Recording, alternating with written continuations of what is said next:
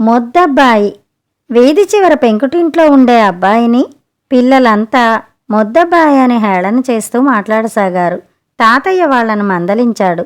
మొద్దబ్బాయిలు రాజకుమార్తెలను పెళ్లాడి రాజ్యాలు ఏలుతారర్రా అన్నాడు తాతయ్య. రాజకుమార్తెను పెళ్లాడిన మొద్దబ్బాయి కథ చెప్పమన్నారు పిల్లలు. వాళ్లకు కథలు వినడం సరదా అయితే తాతయ్యకు కథలు చెప్పడం కూడా సరదాయే కనుక ఆయన మొద్దబ్బాయి కథ ప్రారంభించాడు. అనగనగా ఒక పేదరాలుండేది. ఆ పేదరాలికి ఒక కొడుకు ఉండేవాడు. వాడే మొద్దబ్బాయి. వాడి తల లోపల ఏమీ లేదు సరే కదా, తలపైన కూడా ఏమీ లేదు. అంటే వాడిది బోడి తల, తోమి బోర్లించిన కంచు చెంబులాగుండేది. ఎందుకు పనికిరావు, ఎట్లా బతుకుతావురా, నెత్తిన ఒక్క వెంట్రుక లేదు, నీకెవరు పిల్లనిస్తారా అనేది తల్లి. అసలే మొద్దబ్బాయి కనుక వాడికి విచారం ఏమీ ఉండేది కాదు. ఒకనాడేమైందంటే పల్లకీలో వెళుతున్న రాజు కూతురు వాడి కంటపడింది. పెళ్లాడితే రాజుకూతుర్నే పెళ్లాడాలనుకుని మొద్దబ్బాయి ఇంటికి వెళ్ళి తల్లితో, అమ్మా, నువ్వు వెంటనే రాజుగారి దగ్గరికి వెళ్ళాలి, వెళ్ళి వాళ్ళమ్మాయిని నాకిచ్చి చెయ్యమన్నానని చెప్పు అన్నాడు. తల్లి నోరు కళ్ళు పెద్దవి చేసి, హారి దౌర్భాగ్యుడా, నీకేమైనా మతిపోయిందా ఏమిటి? అటువంటి పిచ్చి మాటలు వింటే రాజుగారు నీ మెడ నా మెడ కూడా కత్తిరిస్తారు.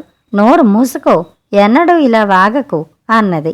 కాని మొద్దబ్బాయి తల్లి మాటలు వినిపించుకోక రాజుగారి దగ్గరికి పొమ్మని పోరు పెట్టాడు. రోజూ ఒకే తీరున వాడు తన్ను చంపుకు తింటుంటే వాడి బాధ భరించలేక మొద్దబ్బాయి తల్లి రాజుగారిని చూడబోయింది. రాజుగారు సభ చేస్తున్నాడు.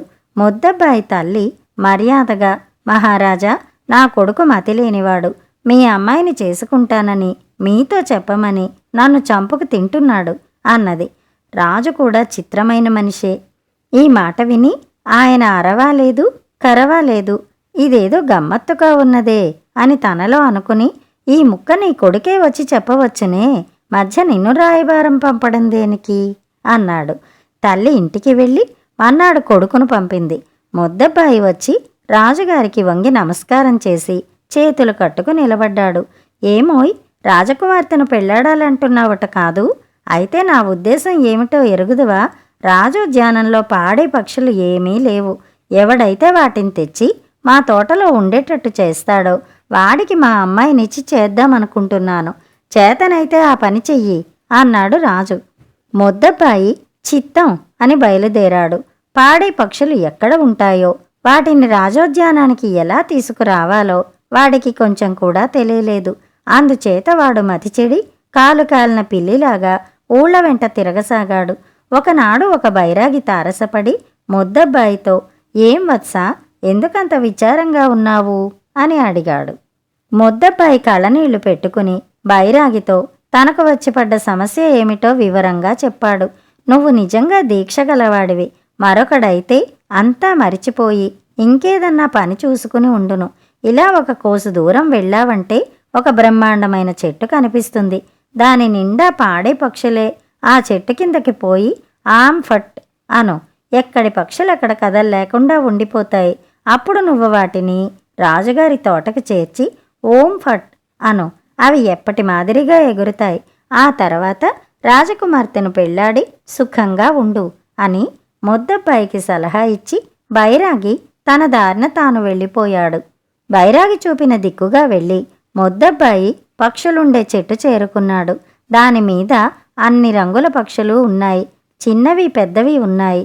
అన్నీ ఒక్కసారి పాడేస్తున్నాయి. ఆం ఫట్ అన్నాడు మొద్దబ్బాయి. వెంటనే అవి పాడడము ఎగరడము మానేశాయి. మొద్దబ్బాయి పట్టుకుంటే అవి చిక్కాయి. వాడు వాటినన్నిటినీ తీసుకుపోయి రాజుగారి ఉద్యానవనంలో చెట్ల మీద ఉంచి ఓం ఫట్ అన్నాడు. వెంటనే రాజుగారి ఉద్యానం పక్షుల పాటలతో నిండిపోయింది. మొద్దబ్బాయి రాజుగారి వద్దకు వెళ్ళి, మహారాజా, తమ ఆజ్ఞ చొప్పున రాజోద్యానం నిండా పాడే పక్షులను ఉంచాను. ఇక నాకు రాజకుమార్తెనిచ్చి పెళ్లి చెయ్యండి అన్నాడు.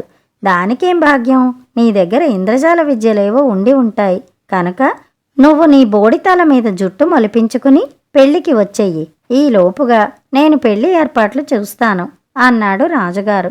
చిత్తం అని మొద్దబ్బాయి రాజుగారికి వంగి నమస్కారం చేసి తన బోడితల మీద జుట్టు తెప్పించే మార్గం ఏమిటా అని ఆలోచిస్తూ ఇంటికి వెళ్ళాడు. వాడు అలా వెళ్ళగానే రాజు మంత్రిని పిలిపించి, మంత్రి, నీ కొడుక్కు నా కూతుర్నిచ్చి పెళ్లి చేసేస్తాను, పెళ్లి వెంటనే జరగాలి అన్నాడు. రాజు కూతురికి మంత్రి కొడుక్కు పెళ్లి నిశ్చయమైందని ఊరంతా పొక్కిపోయింది. మన్నాడే పెళ్లి. రాజు తనకింత అన్యాయం ఎందుకు చేస్తున్నాడో కనుక్కుందామని ముద్దబ్బాయి మన్నాడు ఉదయం పరుగు పరుగున రాజభవనానికి వెళ్ళాడు. అప్పటికే పెళ్లితంతో ఆరంభమైంది. పెళ్లి కూతురు పెళ్లి కొడుకు పీటల మీద కూర్చున్నారు. పురోహితుడు మంత్రాలు చదువుతున్నాడు. పురోహితుడి శిష్యుడు పెద్దలకు అక్షింతలు అందిస్తూ తిరుగుతున్నాడు. పురోహితుడు పెళ్లి కొడుక్కు మంగళసూత్రం ఇచ్చి పెళ్లి కూతురు మెడలో కట్టమన్నాడు. పెళ్లి కొడుకు లేచి నిలబడ్డాడు. ఈ హడావిడిలో బోడిగుండువాణ్ణి ఎవరూ గమనించలేదు. ఆమ్ ఫట్ అని ముద్దబ్బాయి గట్టిగా అరిచాడు.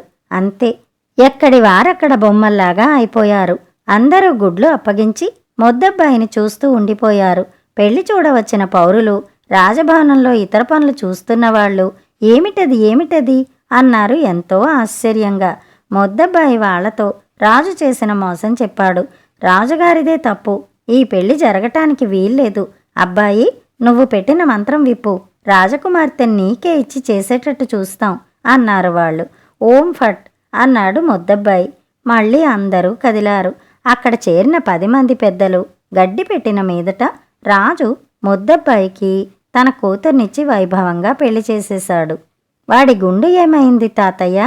జుట్టు లేకుండానే రాజు కూతుర్ని పెళ్ళాడా అని అడిగారు పిల్లలు.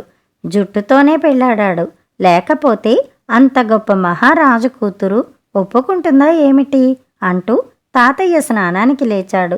వాడికి జుట్టు ఎట్లా వచ్చిందో చెప్పకుండానే పోతున్నావేం తాతయ్య అన్నారు పిల్లలు. దానికేముందిరా, నాటకాలాడే వాళ్ళ దగ్గర నుంచి టోపా ఒకటి సంపాదించి నెత్తిన పెట్టుకుని ఆమ్ ఫట్ అనేసరికి అది శాశ్వతంగా తలకు అంటుకుపోయింది, ఆ మాత్రం తెలీదు అంటూ తాతయ్య స్నానానికి వెళ్ళిపోయాడు. కథ సమాప్తం. కథ కంచికి, మనం ఇంటికి.